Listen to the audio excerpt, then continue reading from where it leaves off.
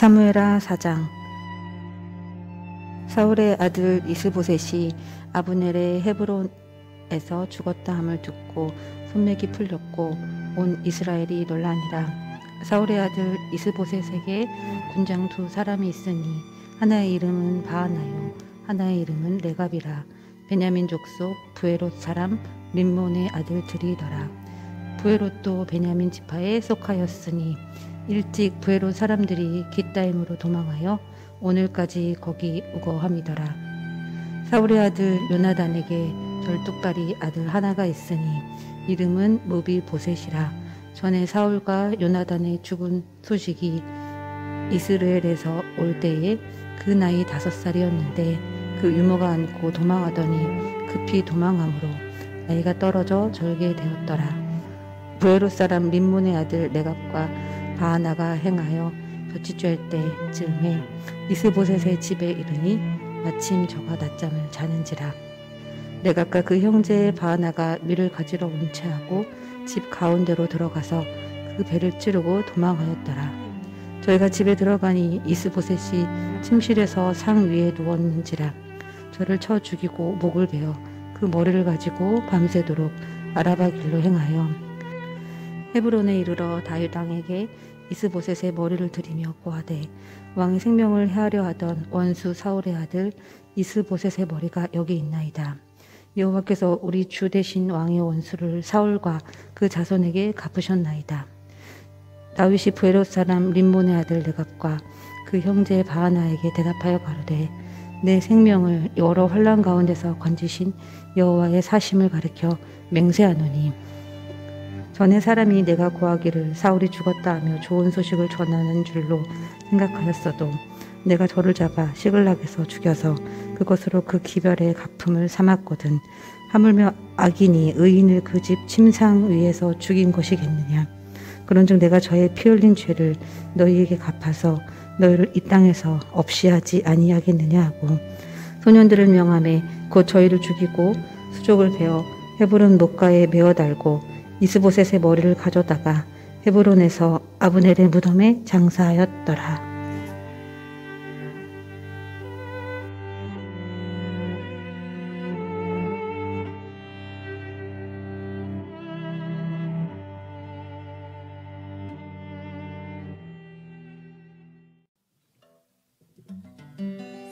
온 땅의 주인 되신 주님이 내 이름 아시며 상한 맘 돌보네.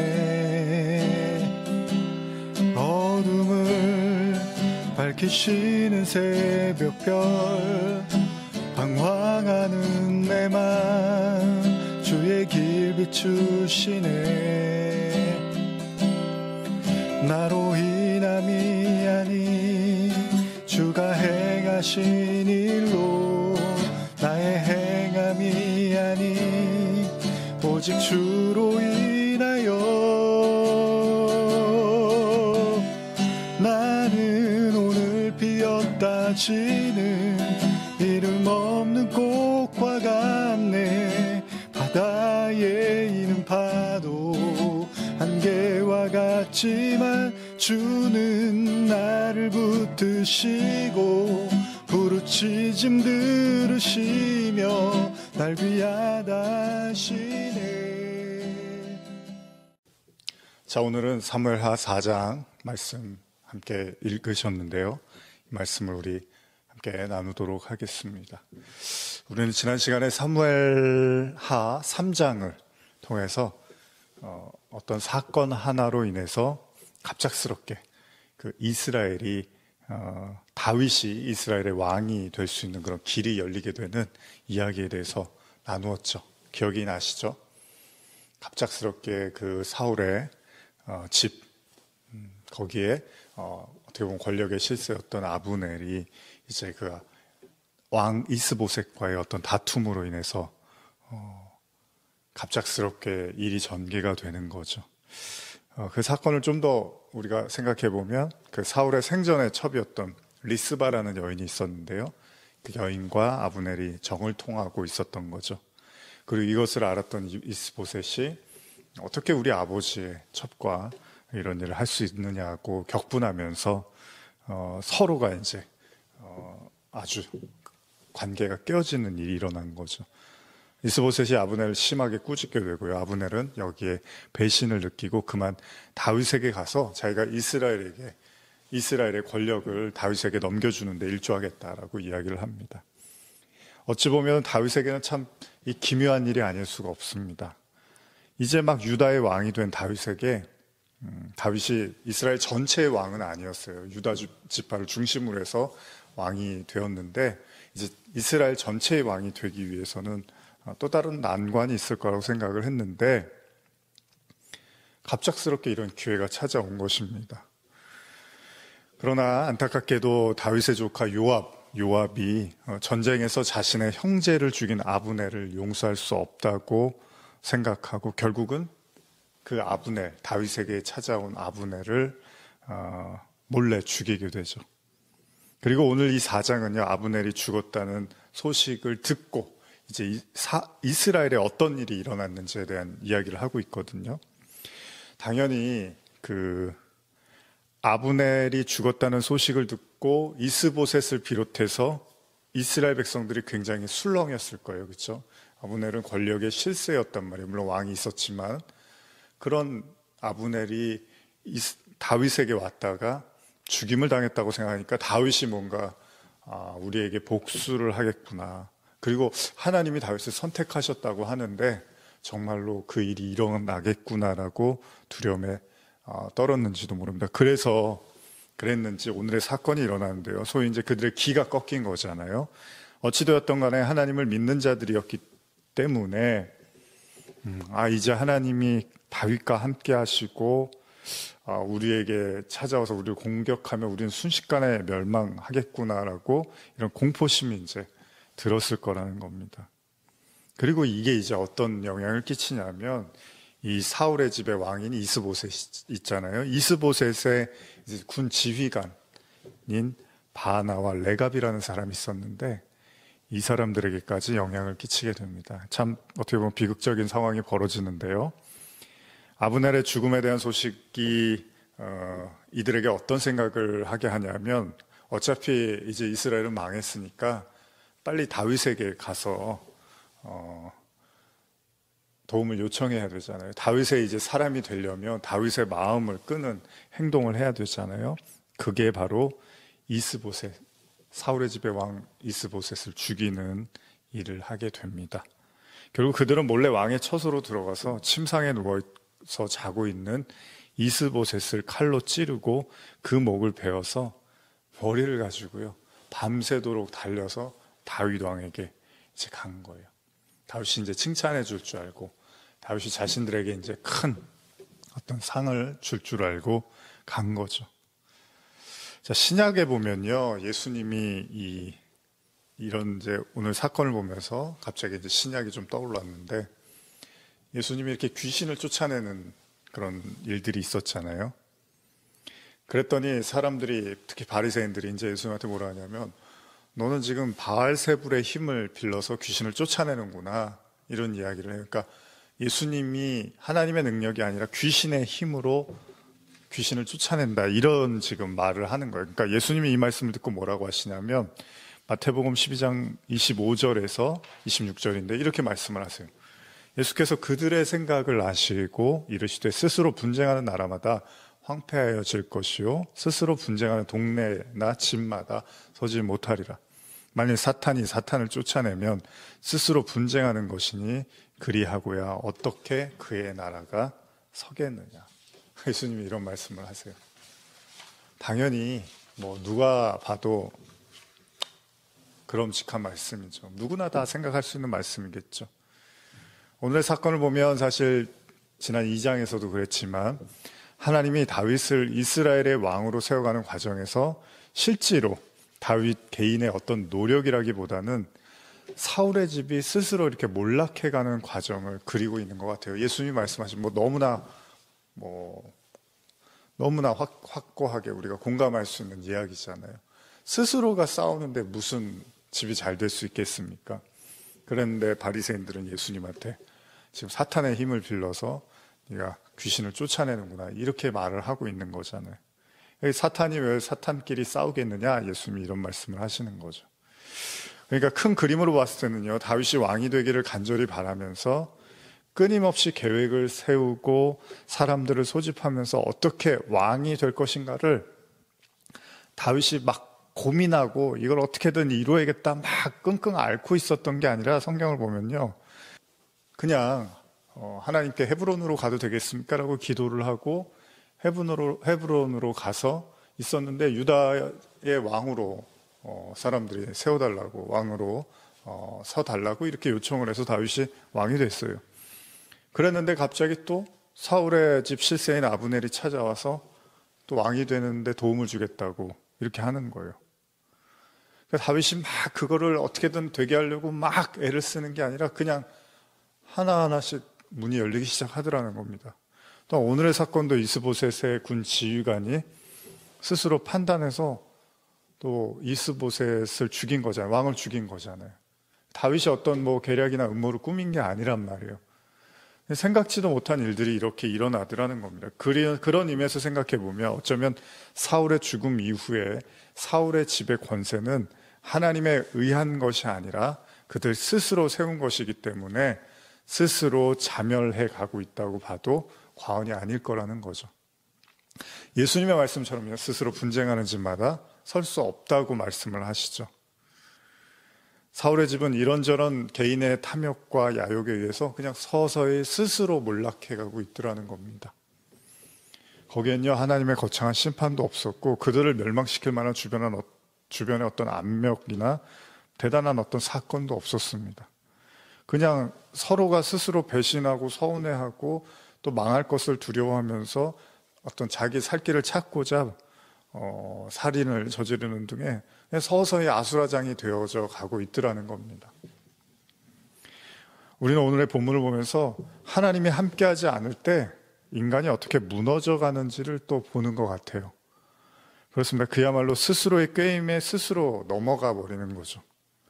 그리고 이런 모습 속에서 다시 한번 생각해 보게 되는 게 바로 다윗이 그런 이스라엘을 정복하기 위한 어떤 시도를 이렇게 하는 게 두드러지게 드러나고 있지 않더라는 겁니다. 저는 이 점을 좀 많이 생각하게 됐는데요. 오히려 돌이켜보면요, 사무엘하 3장에서 사울의 집 군장인 아브넬이 다윗에게 찾아왔을 때 다윗이 그를 평안히 보내준 일로 인해서 다윗의 조카 요압이 그에게 복수를 행한 걸 떠올려 보면, 물론 요압의 입장에서는 동생을 잃은 슬픔에 그에게 복수를 한 거지만 이전에 사울의 집과 다윗의 집이 전쟁을 벌이던 상황에서 요압의 형제 아사헬이 집요하게 또 아브넬을 죽이려고 쫓았던 그 일이 화근이 돼서 벌어진 일이잖아요. 이걸 감안한다면 어쩌면 사울의 집을 이겨서 왕권을 찾겠다는 명목에서 권력의 실세인 아브넬을 죽이려고 했던 지나친 집착, 이게 이제 요압이 가졌던 자기 동생에 대한 복수였잖아요. 이게 더 큰 화를 초래했다고 볼 수도 있을 겁니다.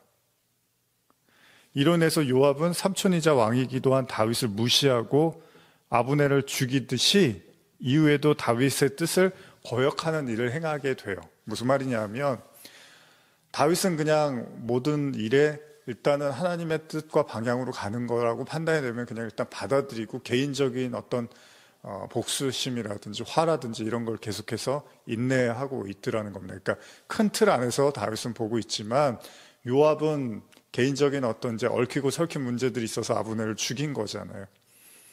물론 이게 이제 요압은 다윗에게 얘기를 해요. 저 아브넬이 저렇게 온 거는 다윗을 염탐하고 우리를 망하게 하려고 온 거니까 없애야 된다라고 해서 없앤 거예요. 근데 다윗은 그렇게 생각하지 않은 거죠. 다윗은 그러니까 어떻게 보면 참 너무할 만큼 다윗은 그냥 이렇게 관조하고 있는 사람 같더라는 겁니다. 그러니까 욕심이 없어 보이는 거죠.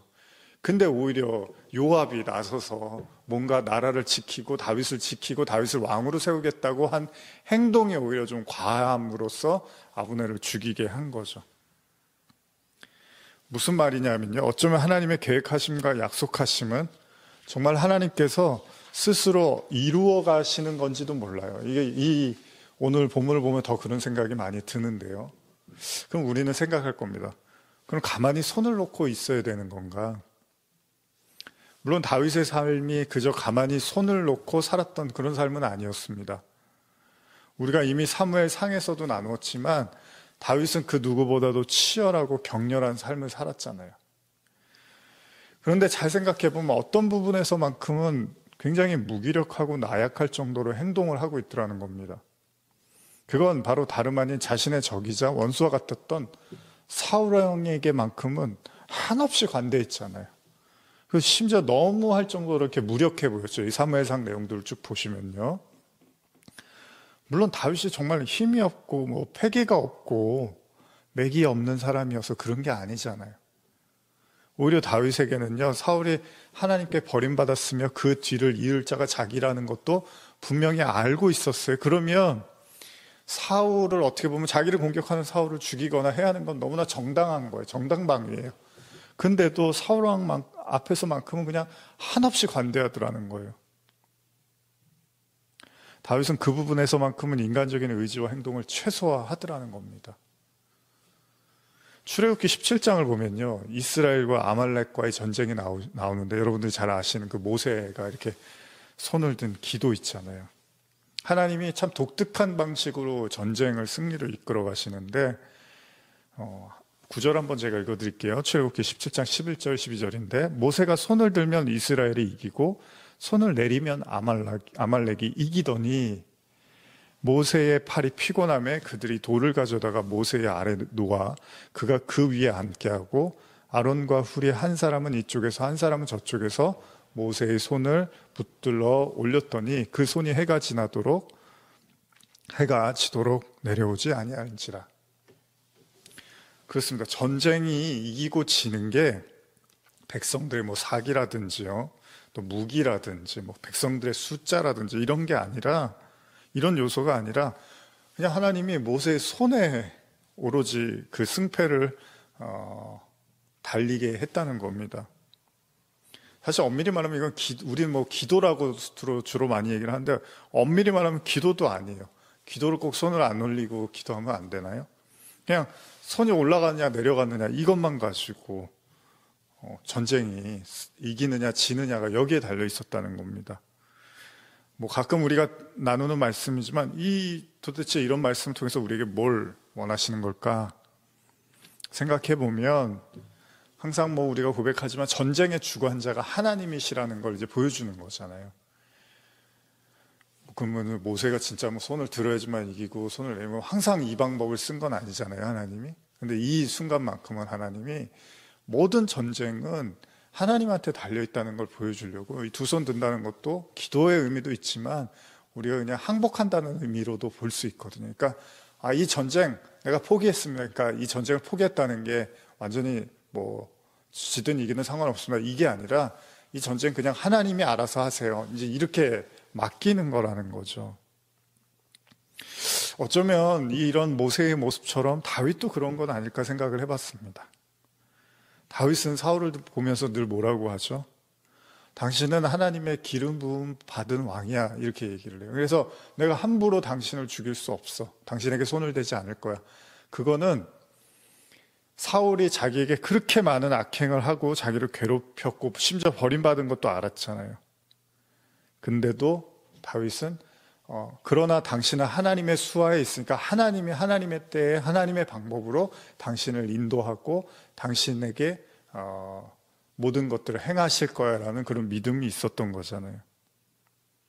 사실은 하나님의 사람이라고 치기에는 다윗에게 너무나 못된 일을 많이 해서 기가 막힐 노릇인데 그럼에도 불구하고 다윗은 일절 개입을 하지 않으려고 했다는 겁니다.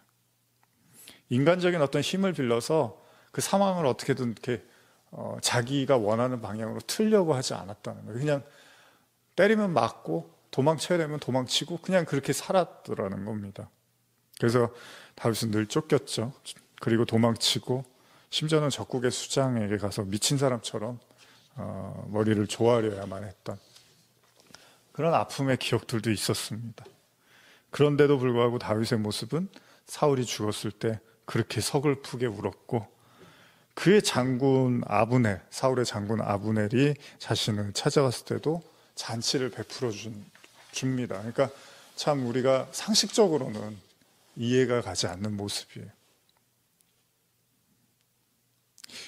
정말로 다윗이 그 자기가 왕이 되는 문제에서만큼은 좀 바보스러울 정도로 그 무기력한 모습, 나약한 모습을 보이더라는 거예요. 그리고 오늘 사울의 집에 이제 마지막 왕으로 보이는 이스보셋을 죽이고 그 머리를 들고 다윗에게 이제 인정받기 위해서 찾아온 그 군인들, 군 지휘관 바하나와 레갑이 이제 다윗에게 열심히 달려오는데 뭐 여러분들도 짐작하셨겠지만 다윗이 어떻게 행동했을까요? 잘했다고 그랬을까요? 아니죠. 한번 읽어보겠습니다. 현대어로 제가 사무엘하 4장 8절에서 11절인데요. 한번 읽어보겠습니다. 헤브론에게 내려갔다. 거기서 그들은 이스보셋의 머리를 다윗에게 들고 가 의기양양하게 말하였다. 이스보셋의 머리가 여기에 있습니다. 오늘에야 여호와께서 사울과 그 후손들의 원수를 우리 임금님께 갚아주셨습니다. 임금님을 죽이려고 벼르던 사울의 아들이 여기 이렇게 죽었습니다. 그러자 다윗은 이스보셋을 죽인 암살자들에게 이와 같이 대답하였다. 온갖 위기에서 나를 살려내 주신 여호와의 살아계심을 두고 내가 맹세한다. 너희가 나를 아주 잘못 생각했다. 전에 내가 시글락에 있을 때 사울이 죽었다는 소식을 전하면서 나에게 좋은 소식을 전하러 온 전령인 듯 생각한 자가 있었다. 그러나 나는 그를 붙잡아 처형해버렸다. 이것이 그가 전해준 소식의 대가이다. 자기 집 침상에서 평화롭게 잠자는 무고한 사람을 해친 것은 세상 어디에서고 용납되지 못할 행동이다. 너희는 어떻게 생각하느냐? 너희가 바로 그렇게 사람을 죽였으니 내가 어찌 그 책임을 묻지 않을 수 있겠느냐? 너희가 스스로 죽을 짓을 하였으니 이제 너희를 이 땅에서 없애버리겠다. 예상했던 대로입니다. 원래대로라면 다윗이 정말 왕이 되고 싶은 마음이 너무 간절했다면, 속이 환장을 했다면, 자신이 왕이 되는 게 하나님의 뜻이잖아요. 그게 맞으니까 어떤 방법을 사용하든 이걸 성사시키기 위해서 모든 방법을 동원해서라도 이건 옳은 거야. 하나님의 방법이야. 하나님의 계획이니까 어떻게라도 이걸 쟁취해야 되라고 말을 했을 텐데, 그러나 다윗은 그런 사람이 아니었습니다. 만약 그런 다윗이었다면 이전에 아브넬이 왔을 때도 물론 좋았겠죠. 이스라엘의 왕권을 넘기겠다고 했으니까. 그런데 아예 이스보셋 이스라엘의 왕의 머리를 들고 왔으면 더 좋아서 춤을 춰야 될 판국인데 드디어 내가 이제 이겼다, 왕이 되었다 라고 해야 될 판국인데 오히려 그 장군들을, 군인들을 죽이더라는 겁니다. 그렇습니다. 다윗은 우리가 늘 봐왔던 대로 변함이 없습니다. 사울이 죽었을 때처럼, 또 그의 장군 아브넬이 죽었을 때처럼 다윗은 사울의 아들 이스보셋의 죽음을 보면서 또다시 안타까워하고 있고요. 오히려 그 군인들을 처단하기에 이르게 되는 거죠. 여러분들은 이런 다윗의 모습을 보면서 어떤 생각이 드십니까? 다윗이 사랑이 많아서 그런 걸까요? 다윗이 마음이 넓어서 그런 걸까요? 아니면 다윗이 우유부단한 사람일까요? 우유부단한 사람이기에는 또 이렇게 또 대범하게 군인들을 죽이는 모습 보면 또 그건 아니에요. 그럼 다윗이 굉장히 인간적인 사람이어서 그럴까요? 아니면 또 너무 고지식한 사람이어서 그럴까요? 아니면 욕심이 없어서 그럴까요? 저는 잘 모르겠습니다. 그러나 오늘의 말씀을 우리가 묵상하면서 다윗에게 우리는 최소한 한 가지만은 보게 됩니다. 그건요, 아무리 하나님의 뜻과 계획이라 할지라도 무언가 여러분이나 저나 우리 성도들에게 이게 정말 나에게 하나님이 주신 비전이고 뜻이고 계획이야 라고 할지라도 그걸 억지로 막무가내로 무슨 수를 동원해서라도 일을 성취하려는 것은 그건 다윗의 모습을 보면 바람직한 모습이 아닌 것 같습니다. 오히려 다윗처럼 너무나 간절하고 너무나 분명하고 너무나 명확한 일이기 때문에 하나님이 그 일을 이루어 가실 거라는 것을 믿고 맡기며 인내하는 다윗의 믿음이 가히 존경스럽습니다. 여러분들은 오늘의 말씀 보면서 어떤 생각을 하셨습니까? 지금 이 순간을 살아가는 모든 성도분들에게 오늘의 말씀을 묵상하면서 이렇게 마무리하고 싶습니다. 하나님이 약속하신 일은 하나님의 때에 하나님의 방법으로 이루어 가신다는 사실을 우리가 다시 한번 믿고 인내할 필요가 있을 것 같습니다. 아브라함 이야기를 생각해 보면 아브라함이 자녀를 주시겠다는 약속을 받고 자녀가 나오지 않으니까 이제 무리하게 하나님의 언약을 성취하겠다고 했던 그런 행동들이, 그런 인간적인 방법들이 결국은 나중에는 자신을 비롯한 주변에게 또 큰 아픔과 상처를 남겼던 것처럼요. 결국 하나님의 때에 하나님은 아브라함에게 언약의 자손을 주신 것처럼 오늘 우리에게도 우리 스스로가 무엇을 하고 있지 않은 것 같아서 굉장히 초조해하고 불안해한다 하더라도요, 언약이라는 게 뭡니까? 하나님이 반드시 이루겠다라는 게 언약인 거잖아요. 그거는 우리의 부족함과 부족하지 않음에 달려있는 게 아닐 수도 있다는 거예요. 그리고 다윗의 모습을 보면 오히려 다윗은 그 왕이 되는 문제에서만큼은 오히려 더 객관적이고 냉정하게 한 걸음 뒤에서 보고 있더라는 거예요. 오히려 막 거기에 빠져서 심취해 있어야 되는데 그게 아니라 마치 자기 일이 아닌 것처럼 하나님께 맡기는 모습을 보이더라는 겁니다. 여러분과 제가 개인적인 나약함과 우리의 어떤 연약한 믿음으로 인해서 초조해하고 불안해할 수 있습니다. 뭔가 나 때문에 하나님의 뜻과 계획이 이루어지지 않는 것처럼 그렇게 생각될 수도 있습니다. 그러나 오늘 사무엘 하는 우리에게 말하고 있습니다. 하나님의 약속은 하나님 스스로가 이루어가고 계심을 다윗을 통해서 또 우리는 보여주고 계심을 우리는 느꼈습니다. 변함없는 하나님의 언약과 신실한 약속을 바라보며 또 한 주 걸어가시기를 간절히 소원합니다. 같이 또 찬양하시겠습니다.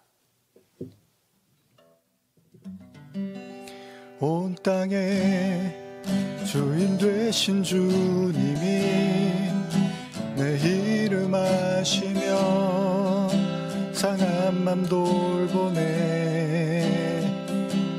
어둠을 밝히시는 새벽별 방황하는 내 맘 주의 길 비추시네.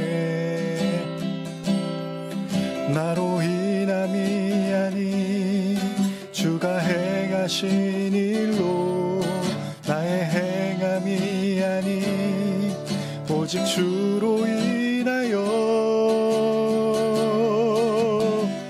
나는 오늘 피었다 지는 이름 없는 꽃과 같네. 바다에 있는 파도 한계와 같지만 주는 나를 붙드시고 부르짖음 들으시며 날 귀하다 하시네. 주님은 나의 죄를 보시고 사랑의 눈으로 날 일으키시네. 바다를 잠잠하게 하시듯 내 영혼의 폭풍 조용케 하시네. 나로 인함이 아닌 주가 행하신 일로 나의 행함이 아닌 오직 주로 인하여 나는 오늘 피었다 지는 이름 없는 전에 사람이 내가 구하기를 사울이 죽었다 하며 좋은 소식을 전하는 줄로 생각하였어도 내가 저를 잡아 시글락에서 죽여서 그것으로 그 기별의 갚음을 삼았거든. 하물며 악인이 의인을 그 집 침상 위에서 죽인 것이겠느냐. 그런즉 내가 저의 피 흘린 죄를 너희에게 갚아서 너희를 이 땅에서 없이 하지 아니하겠느냐 하고 나를 붙드시고 부르짖음 들으시며 날 위하다시네.